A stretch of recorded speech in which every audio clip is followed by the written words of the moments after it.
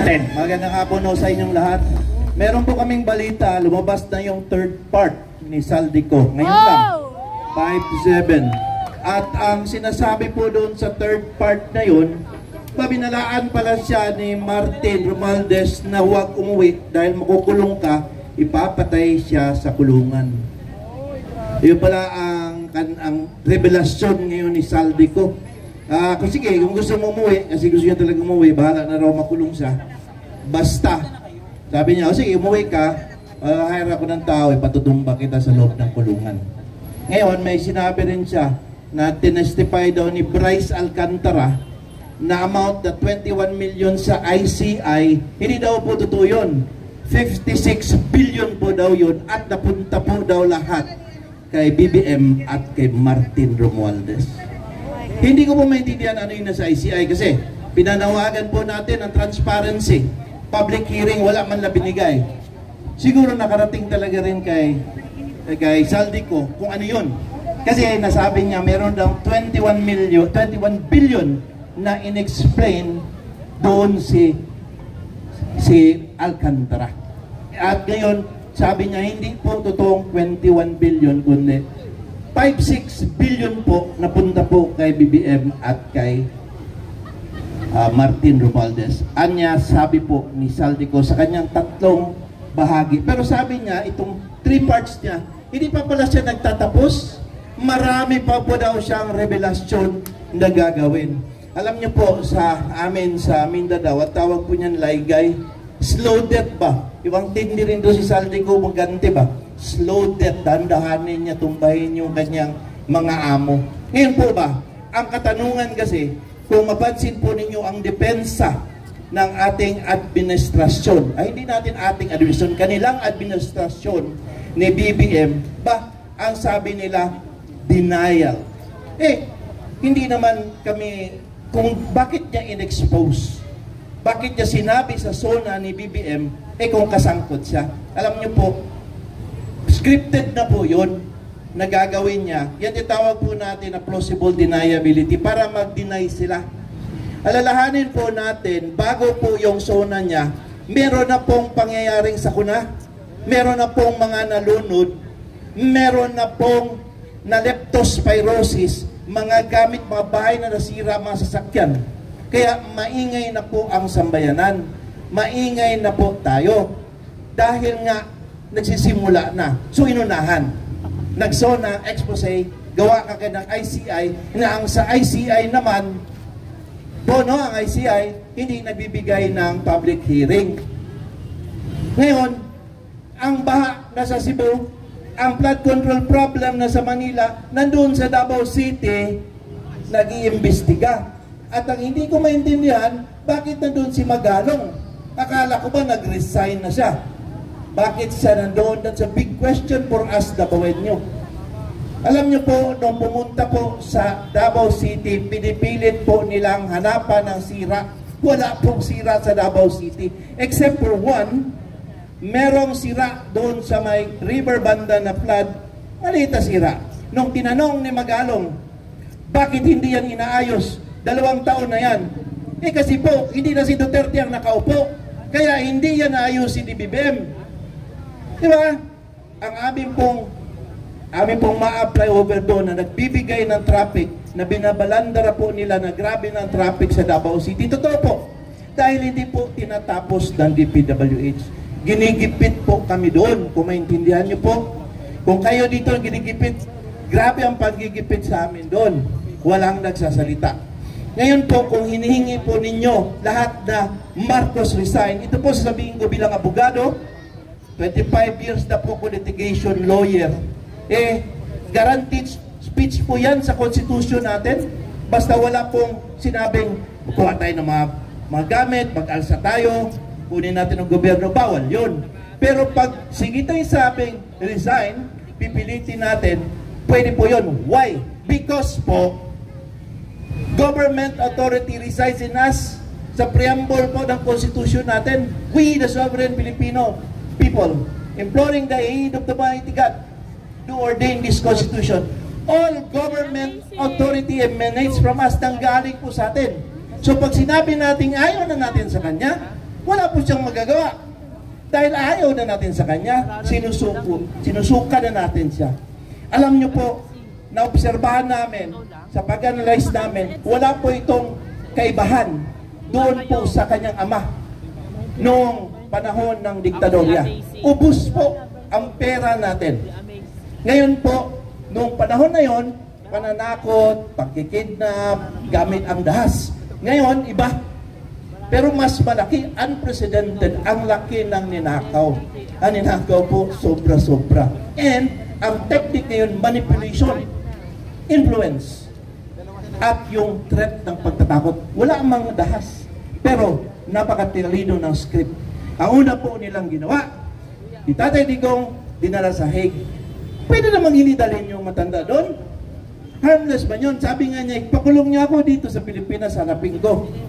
Pero kailangan pong dalhin doon dahil siya po ang maingay dito at pinapakinggan nating lahat. Tayo po nandito tayo, volunteer. Meron ba tayo nagpapayad sa atin? Wala volunteer ito pagpunta natin. Dahil nga po kailangan natin, minsan lang po sa buhay natin, minsan lang po. Ngayon lang po natin hingin sa ating buhay, magsakripisyo lang tayo ng konting oras. I-demand for the resignation ni BBM at saka yung mga lahat ng mga kasamahan niya. Pag magawa po natin yan, tandaan po, baka po makalimutan nating lahat. Sige tayo demand ng resignation, dapat po protect BP Sara. Protect Inday Sara. Yan po ang aming aim sa Sara All Philippines. Of course, we are together with you with the hakbang ng maisog na pinamunuan ni Randy Usman, pati ito pong Sara All, which he is the founder and convener, ang reforma ni Miss Vivian Velez. Lahat po tayo dito, iba-ibang grupo sa Angeles ni Pastor Jerry, lahat po tayo nagsasama-sama para dito. Pero kami po, wag po kayo mag-worry, nakatago na po si Inday kasi meron pong dinig na security reasons. So, no problem, we have to continuously protect her. Kasi pag hindi natin siya protektahan, itong ginagawa natin, wala ang paputunguhan. Kasi sila na naman ang gagawa ng paraan para mailagay ng tao na gusto nila para lalong nakawin ang kaban ng ating bayan. Mga kaibigan po, no, mga kasaraol, mga kamaiso, mga kareforma, lahat po sa ating lahat, gusto ko po maintindihan ninyo na ang sitwasyon po natin hindi po ito yung loko-loko lang. Galing po ako ng Davao City, nagpunta ako dito kasi gusto kong magsalita. Ni minsan, nakikinig po ang aking anak, ang asawa ko, sabi nila, bakit ako nandito? Pasensya po, para sa pamilya ko, I have to say something dahil po hindi na makita ito. Hindi po totoong may corruption dito sa Pilipinas. Robbery in broad daylight. Nakawan po harap-harapan. Ang corruption po, kickback lang yan, 5%, 10%. Dito hindi. Nakaw talaga sa pera ng kaban ng bayan. Yan po ang nangyayari ngayon dito. Ngayon, sa paggawa po ni Saldico, we have to take advantage to. Di ba napansin nyo, biglang nag-alab ang ating damdamin dahil sa yung pong ating paniwala, yung ating haka-haka, ating suspect, na karoon ng linaw ng katotohanan.